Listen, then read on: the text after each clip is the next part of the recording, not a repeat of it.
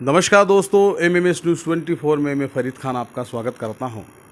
Election 2023 की शुरुआत हो चुकी है, आचार संहिता भी लग चुकी है और देवास ज़िले की हम बात करें तो यहां से भाजपा ने 4 उम्मीदवारों की घोषणा कर दी है।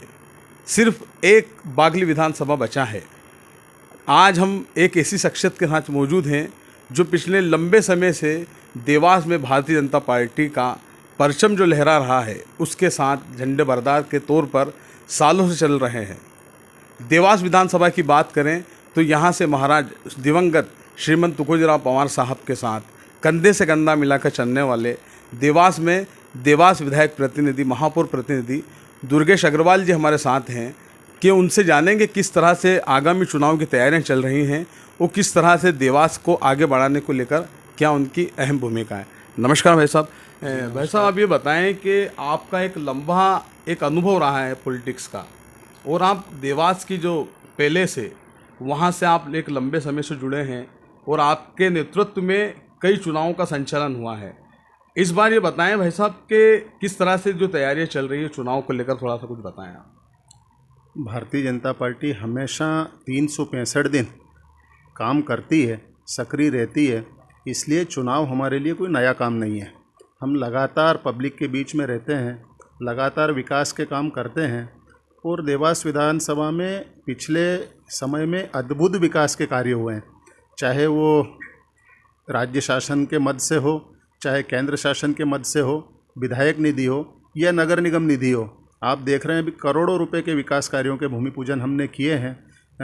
पिछले आचार संहिता के लगने के एक सप्ताह पहले लगातार प्रतिदिन हम भूमि पूजन कर रहे थे और जिसका मेरा मानना है करीब 150 करोड़ रुपए के विकास कार्यों के भूमि पूजन हमने नगर निगम के माध्यम से किए हैं, जो आपको आने वाले समय में अभी जो विकास दिख रहा है उसके अलावा और कई सारे विकास आपको देखने को मिलेंगे।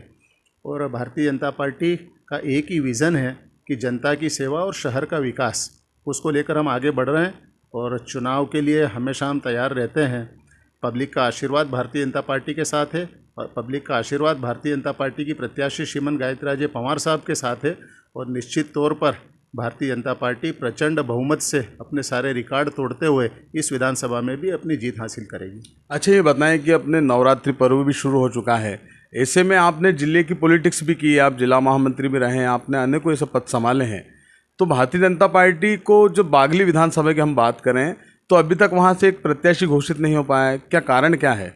नहीं, कोई कारण नहीं है। भारतीय जनता पार्टी सर्वे के आधार पर टिकट तय करती है।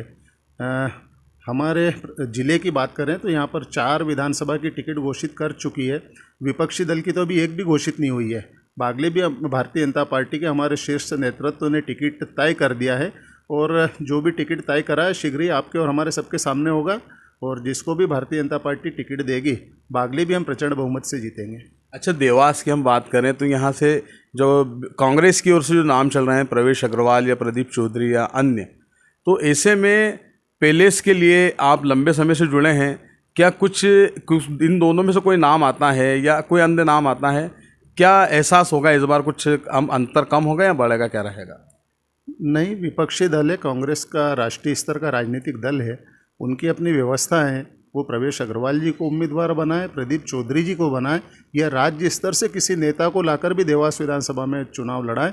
हमारी सेहत पे, भारतीय जनता पार्टी की सेहत पे, हमारी प्रत्याशी श्रीमंत राजमाता साहब की सेहत पे कोई फ़र्क नहीं पड़ता है। चाहे जो भी उम्मीदवार आए उससे हम दमदारी से लड़ेंगे, दमदारी से चुनाव लड़कर जनता के आशीर्वाद से प्रचंड बहुमत से हम विजय होंगे। ये एक गंभीर नेतृत्व है, एक ये संजीदगी भरे अपने जो लहजा इंसान का होता है उस तरीके से दुर्गेश अग्रवाल जी ने पूरी तरह से अपना एक जो तरीका है उनका, उसी लहजे में उन्होंने कहा कि भारतीय जनता पार्टी के साथ कांग्रेस भी एक राष्ट्रीय पार्टी है, वो किसी भी पहुंचाए हम पूरी तरह से मुस्तैद हैं। नमस्कार।